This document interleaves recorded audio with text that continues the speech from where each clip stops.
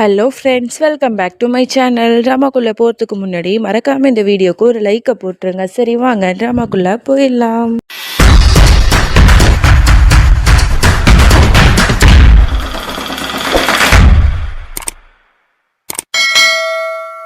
Starting சீனில் சீமாவை தான் காட்டுறாங்க. அவள் ஹாஸ்பிட்டலில் இருக்கா. எல்லாருமே அவளை சுற்றி நிற்கிறாங்க. அப்போ தான் சீமா கேட்குறா, இந்த மாதிரி என் குழந்தை எப்படி இருக்குது, என் குழந்தைக்கு எந்த பிரச்சனையும் இல்லையே அப்படிங்கிற மாதிரி கேட்குறா. உடனே பிரேம் அழுதுகிட்டே நிற்கிறான். அவனுக்கு என்ன சொல்கிறதுனே தெரியலை. அப்போ பவி உளறிடுறா, சீமா குழந்தை இறந்து போச்சு அப்படின்னு. உடனே இதை கேட்டு சீமாவுக்கு ரொம்பவே கஷ்டமாக இருக்குது. அப்படியே அழுது புலம்புறா, என் குழந்தை என்னை விட்டு போயிடுச்சு, நான் என்ன பண்ணுவேன் அப்படின்னு சொல்லிட்டு கதறி கதறி அழறா. பிரேம் தான் அவளை சமாதானப்படுத்திட்டு இருக்கான். ஒரு கட்டத்துக்கு அப்புறம் அவளுக்கு ஃபிக்ஸ் வர மாதிரி ஆயிடுது. அதோட எல்லாரும் வெளில போங்க, அவங்களுக்கு மயக்க மருந்து கொடுக்கணும் அப்படின்னு சொல்லிட்டு எல்லாரையும் வெளியே அனுப்பிட்டு நம்மளோட சீமாக்கும் மயக்க மருந்து கொடுத்து அவளை படுக்க வச்சிடுறாங்க. தன்னோட அக்கா இவ்வளோ கஷ்டப்படுறத பார்க்குற ரோஹிணிக்குமே ரொம்பவே கஷ்டமா இருக்கு. வருத்தப்பட்டு அழுதுட்டு இருக்கா. பிரேமும் மனசு உடைஞ்சு போய் நிற்கிறான். அப்போ சித்தார்த்து தான் அவனை சமாதானப்படுத்திட்டு இருக்கான். சசி ரொம்ப பயத்தில் இருக்கா. தன்னால தான் சீமாவோட குழந்தை போயிடுச்சு, இதனால அவள் பயங்கர கோவத்தில் இருப்பா, கண்டிப்பாக எல்லாத்தையும் சொல்லிடுவாளோ அப்படின்னு சொல்லிட்டு பயந்துட்டு இருக்கா. உடனே வேலுட்ட கால் பண்ணி பேசலான்னு போயிட்டு அப்படியே திரும்புற பார்த்தா பின்னாடி ரோஹிணி நிற்கிறா. உடனே ரோஹிணி முறைச்சு பார்த்துட்டு, இந்த பாரு, என் அக்காவுக்கு எதிராக நீ ஏதாவது சதி திட்டம் பண்ண உன்னை சும்மா விட மாட்டேன் அப்படின்னு சொல்லிட்டு மாட்டிட்டு போறா.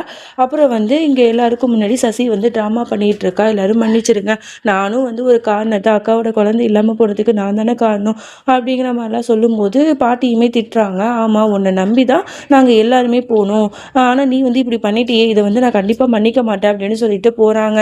அப்போ தான் டாக்டரும் சொல்லியிருப்பாங்க, இந்த மாதிரி சீமாவை கரெக்டான நேரத்தில் ஹாஸ்பிட்டலில் சேர்த்ததுனால தான் இப்போ அவங்களோட உயிரை காப்பாற்ற முடிஞ்சது அப்படிங்கிற மாதிரிலாம் சொல்லும்போது உடனே பாட்டி ரோஹிணிகிட்ட போய் பேசுகிறாங்க.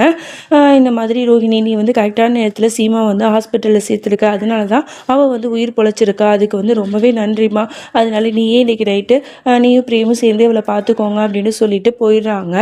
அதோட இங்கே பிரேமும் ரொம்பவே வருத்தப்பட்டு இருக்கும்போது அங்கே ரோஹிணியும் அழுவாதீங்க மாமா அப்படிங்கிற மாதிரிலாம் சொல்லிட்டு இருக்கா. என்ன தான் நடந்துச்சு, நீ போகும்போது என்ன நடந்துச்சுன்னு கேட்டால், இல்லை நான் பார்க்கும்போது அக்கா மாடியிலேருந்து தடுமாறி கீழே விழுந்திருந்தாங்க, எனக்கு என்ன பண்ணுறதுனே தெரியல, அதோட தான் நான் ஹாஸ்பிட்டலில் சேர்த்துட்டேன் அப்படிங்கிற மாதிரி அவளும் வருத்தப்பட்டு சொல்லிகிட்டு இருக்கா. அதோட ரொம்ப நேரம் ஆனதுக்கப்புறம், மாமா நீங்கள் போங்க, நான் பார்த்துக்கிறேன் அப்படிங்கிற மாதிரி பிரேம அனுப்பி வைக்கிறா. இங்கே ஒத்த ஆளாக நம்மளோட ரோஹிணி மட்டுமே சீமாக்காக வெளியில் காத்துட்ருக்கா. அதோட இங்கே சசியை காட்டுறாங்க. நைட்டில் அவனுக்கு தூக்கமே வரமாட்டுது, கெட்ட கெட்ட கனவாக வருது. இந்த மாதிரி போலீஸ் அரெஸ்ட் பண்ணி கூப்பிட்டு போகிற மாதிரிலாம் கனவு வருது. உடனே பதறி அடிச்சுட்டு, இது சரி வராது, நம்ம ஏதாவது ஒரு முடிவு எடுக்கணும், இந்த சீமா மறுபடியும் வீட்டுக்கு வந்துட்டா அப்படின்னா கண்டிப்பாக நம்மளை பற்றி சொல்லிடுவா, நம்மளோட பிளான் எல்லாம் வேஸ்ட்டாக போயிடும் அப்படின்னு சொல்லிட்டு அவளை போட்டு தள்ளணும் அப்படின்னு சொல்லிட்டு முடிவு பண்ணிட்டு வேகமாக யாருக்குமே தெரியாமல் ஹாஸ்பிட்டலுக்கு போகிறா. அங்கே பார்த்தா ரோஹிணி நல்லா படுத்து தூங்கிட்டு இருக்கா. இவ சைலண்டாக சீமா இருக்கிற ரூமுக்கு போயிட்டு தலகாணியை எடுத்து அவளோட முகத்தில் அமுக்கிறதுக்காக போகிறா. அப்போ கரெக்டாக சீமா முழிச்சிடுறா. உடனே இவளை பார்த்துட்டு, நீ எதுக்கு நீங்கள் அப்படின்னு கேட்டா. உடனே அவள் அப்படியே அழுறாக்கா, ப்ளீஸ்க்கா தயவு செஞ்சு என்னை பற்றி சொல்லிடாதீங்கக்கா அப்படின்னு சொல்லிட்டு காலில் விழுந்து கதறா. நான் கண்டிப்பாக சொல்லுவேன், என்னோட குழந்தை ஒன்னால தானே அழிஞ்சு போச்சு, ஆமாம் உன் பக்கத்தில் இருந்தானே அவன் யாரு அப்படின்னு சொல்லிட்டுலாம் இவ கத்திட்டு இருக்கா. அந்த சவுண்டு கேட்டு நம்மளோட ரோஹிணியும் வந்துடுறா. உனக்கு எவ்வளோ திமுறா, நான் உங்ககிட்ட என்ன சொன்னேன், அக்கா பக்கத்தில் நீ நெருங்கவே கூடாதுன்னு சொன்னேன், எதுக்கடி இங்கே வந்த அப்படின்னு சொல்லிட்டு ரோஹிணியுமே சேர்த்து சண்டை போட்டுட்டு இருக்கா. அப்போ தான் கரெக்டாக அங்கே பிரேம் வரா. என்னாச்சு, சசி எப்படி இங்கே வந்தான்னு கேட்டால், இல்லை அவள் ஏதோ அக்காவை பார்க்கணுன்னு வந்தா அப்படின்னு சொல்லிட்டு சமாளிச்சிடுறாங்க. யாரும் பிரேம்கிட்ட இந்த விஷயத்த சொல்லலை. அதுக்கப்புறம் ரோஹிணியும் சசியும் வெளில வந்துடுறாங்க. இங்கே பிரேம் தான் அவளை பார்த்துட்ருக்கான். அதோட சசியும் வெளில போனதுக்கப்புறம் டக்குன்னு அழுதவ டக்குன்னு சிரிக்க ஆரம்பிச்சிடுறா. என்ன ரோஹிணி, நான் இவ்வளோ நேரம் ரொம்ப பயந்து நடுங்கின மாதிரி நினச்சிட்டு இருக்கியா, நான் இதுக்கப்புறம் அப்படிலாம் பண்ண மாட்டேன், நான் என்ன தப்பு பண்ணாலும் நீ போய் அதை போய் சொன்னேன்னு வையன், வீட்டில் இருக்கிறவங்க எல்லாரும் ஒன்றை தான் தப்பாக நினைப்பாங்க, உன்கிட்ட எனக்கு எதிராக எந்த ஆதாரமும் இல்லை, அதனால நீயும் சரி உன் அக்காவும் சரி வீட்டில் போய் என்னை பற்றி தப்பாக சொன்னீங்கன்னா மறுபடியும் ஏற்கனவே உன்னை வீட்டை விட்டு ஒன்றை வெளில எடுத்துனாங்க, உன் அக்கா சொன்னால் உன் அக்காவையும் வீட்டை விட்டு துரத்திடுவாங்க அப்படின்னு சொல்லிட்டு திமிரா சொல்லிட்டு அங்கேருந்து போறா. உடனே ரோஹிணி இது எல்லாத்தையுமே நான் ரெக்கார்டு பண்ணிட்டேன் அப்படின்னு சொல்லிட்டு காட்டுறா. சசிக்கு பயங்கரமா ஷாக் ஆகுது. என்னடி நடிச்ச, நீ ஒரு கிரிமினல்னு எனக்கு நல்லாவே தெரியும், அதனால தான் நீ பேசும்போது நான் ரெக்கார்டு போட்டேன், ஆதாரம் இல்லைன்னு தானே சொன்னேன், இப்போ நீயே உன்னோட வாயால எல்லா தப்பையும் ஒத்துக்கிட்ட, இப்போ இதை மட்டும் வீட்டில் உள்ளவங்கள்ட்ட காட்டினேன்னு வையன் உன் சோழியே முடிஞ்சு போயிடும் அப்படிங்கிற மாதிரிலாம் சொல்லி மாட்டிட்டு இருக்கா. இங்க சசிக்கு ரொம்பவே பயமா இருக்கு. அதோட இங்க சந்தீப் வந்து எந்திரிச்சு பாக்குறான், சசியை காணோம். உடனே வீட்டு முழுக்க தேடிட்டு வீட்டுல இருக்கிறவங்க எல்லாத்திட்டையும் சொல்றான், சசி எங்க போனான்னு தெரியல அப்படின்னு சொல்லிட்டு. அதோட அவளுக்கு கால் பண்ணி பாக்குறாங்க, அவ எடுக்கவே இல்லை. அதுக்கப்புறம் பார்த்தா அவ வந்து வீட்டுக்கு வரா. எங்க போன அப்படின்னு கேட்டா, இல்ல சீமாக்கா ஞாபகமா இருந்துச்சு, அதனால தான் அவங்கள பார்க்க ஹாஸ்பிட்டலுக்கு போனேன் அப்படிங்கிற மாதிரிலாம் சொல்லி சமாளிக்கிறா. இவ ஒன்றும் அவ்வளோ நல்லவே இல்லையே அப்படிங்கிற மாதிரி மனோரஞ்சனையும் யோசிச்சுட்டு இருக்கா. அதோட அடுத்த நாள் ஆகிடுது. இங்க சீமாவை வந்து டிஸ்சார்ஜ் பண்ணி வீட்டுக்குமே வந்து அழைச்சிட்டு போறாங்க.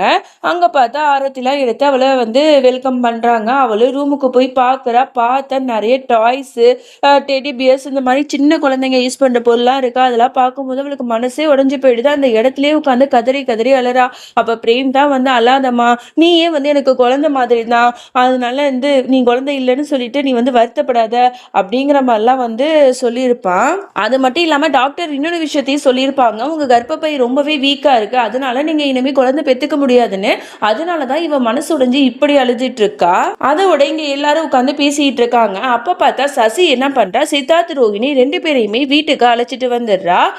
இனிமே இவங்க 2 பேரும் இங்கே தான் இருப்பாங்க அப்படின்னு சொல்றா. எல்லாரும் அதிர்ச்சியாகி பார்க்குறாங்க. இவ தானே வந்து வீட்டை விட்டு வெளில போக சொன்னா, இப்போ என்ன இப்படி மாற்றி பேசுகிறா அப்படிங்கிற மாதிரி. இந்த பாருங்க, ஒருத்தவங்க வந்து தப்பு பண்ணிட்டாங்கங்கிறதுக்காக அவங்க வந்து நம்ம தண்டனையே கொடுக்கக்கூடாது. என்னதான் இருந்தாலும் சித்தார்த் ரோகிணி நம்மளோட குடும்பத்தை சேர்ந்தவங்க தானே, அவங்க சின்ன சின்ன மிஸ்டேக் பண்ணியிருந்தாலும் அவங்க இங்கே இருக்கட்டும் ப்ளீஸ்னு சொல்லிட்டு எல்லாத்தையுமே வந்து கெஞ்சிட்டு இருக்கா. ப்ளீஸ் ஒத்துக்கோங்க, அவங்க 2 பேரும் இங்கே இருக்கணும் அப்படின்னு சொல்லிடலாம். அதோட வந்து பாட்டியுமே வந்து பரவாயில்ல அப்படின்னு சொல்லிட்டு யோசிச்சு அவங்களையும் வந்து வெல்கம் பண்ணுறாங்க. அதோட எல்லாருமே வீட்டுக்கு வந்து ரொம்பவே சந்தோஷமாக இருக்காங்க. அப்பாடா 2 பேரும் வந்துட்டாங்கடா வீட்டுக்கு அப்படின்னு சொல்லிட்டு ரோஹிணிக்கு ரொம்பவே சந்தோஷமா இருக்கு. அதோட அங்கே சசி போறமா நிப்பாளா. உடனே ரோஹிணி அவ பின்னாடி போயிட்டு, ரொம்பவே தேங்க்ஸ் சசி என்ன இங்கே கூப்பிட்டு வந்ததுக்கு அப்படின்னு சொல்லிட்டு வில்லத்தனமாக சிரிக்கிறா. அப்போதான் காட்டுறாங்க, அவள் வந்து இந்த மாதிரி பிளாக்மெயில் பண்ணியிருப்பா, நீ மட்டும் என்னை வந்து வீட்டுக்கு வந்து அழைச்சிட்டு போகல அப்படின்னா இந்த ஆடியோ ரெக்கார்டை காட்டிடுவேன்னு. அதனால தான் சசி வேற வழியே இல்லாமல் இவங்க 2 பேரையும் இங்கே அழைச்சிட்டு வந்திருப்பா. அதோட நம்ம சீமாவை பார்க்கறதுக்கு மாடிக்கு போறா. ரோஹிணி நீ வந்துட்டியா அப்படின்னு கேட்டா, எப்படி அப்படிங்கிற மாதிரிலாம் கேட்கும் போது அவன் நடந்து எல்லாத்தையும் சொல்றான். இந்த மாதிரி நான் வந்து சசிட்ட வந்து இந்த மாதிரி மிரட்டினேன், அதனால அவளையும் நான் அழைச்சிட்டு வந்துட்டா. அப்புறம் சித்தார்த்துமே வந்து வரமாட்டேன்னு சொன்னாரு, அவர்கிட்ட வந்து எப்படி எப்படியோ சமாதானப்படுத்தி இங்க அழைச்சிட்டு வந்துட்டக்கா, இனிமே கவலைப்படாதீங்க, உங்களுக்கு நான் இருக்கேன் அப்படிங்கிற மாதிரிலாம் அவ சொல்லிட்டு இருக்கா. அதோட இங்க சசி வந்து ரூம்ல வந்து புலம்பிட்டு இருக்கா. ஐயோ இந்த மாதிரி ஆயிடுச்சு, என்னடா பண்றது, நம்மளே இவ்வளவு வீட்டுக்கு அழைச்சிட்டு வர மாதிரி ஆயிடுச்சு அப்படின்னு சொல்லிட்டு. அப்ப பார்த்தா சந்தீப் வந்து ரொம்ப சந்தோஷமா பேசிட்டு இருக்கான். பரவாயில்ல பொண்டாட்டி, ரொம்ப சந்தோஷமா இருக்கு, உன்னை கஷ்டப்படுத்தினவங்களையே நீ மறுபடியும் மன்னிச்சு ஏத்திக்கிட்ட, உன்னை நினைக்கும் போது எவ்வளவு பெருமையா இருக்கு தெரியுமா அப்படிங்கிற மாதிரிலாம் சொல்லிட்டு இருக்க. இவன் ஒண்ணு நேரம் கெட்ட நேரத்துல வந்து பேசிட்டு இருக்கானே அப்படின்னு சொல்லிட்டு கடுப்பாவா. அதுக்கப்புறம் கிச்சனுக்கு போனா சீமாக்காக எல்லாரும் பார்த்து பார்த்து சமைச்சிட்டு இருப்பாங்க. அப்புறம் ஃப்ரூட்ஸ் எல்லாம் கட் பண்ணி, இந்த சசி நீ போய் சீமாக்கு கூட அப்படிங்கிற மாதிரி சொல்லும் போது அவளும் வேண்டா வெறுப்பா அதை எடுத்துட்டு போறா. அப்ப கரெக்டா ரோஹிணி வந்து அந்த பிளேட்டை வாங்கிக்கிட்டு, இந்த பாரு சசி, என்னோட அக்காவை விட்டு நீ விலகியே இரு, அவங்க பக்கத்துல நீ நெருங்கவும் கூடாது, இந்த மாதிரி சாப்பாடு கொடுக்குறேன்னு சொல்லிட்டு அவங்க பக்கத்துல போகவும் கூடாது, உன்னை பார்த்தாலே அவங்களுக்கு பிடிக்கல அப்படின்னு சொல்லிட்டு ரொம்பவே திட்டுறா. அது மட்டும் இல்ல, நான் தான் இந்த வீட்டுக்கு வந்துட்டேன்னா இனிமே நான் என்னோட அக்காவை பார்த்துப்பேன், புரியுதா, என் அக்காவை விட்டு தள்ளியேறு அப்படின்னு சொல்லிட்டு வார்னிங் பண்ணிட்டு போறா. இங்க சசிக்கு செம்மையா காண்டாவது. அதோட இந்த பாட்டை நம்ம முடிச்சுக்கலாம்.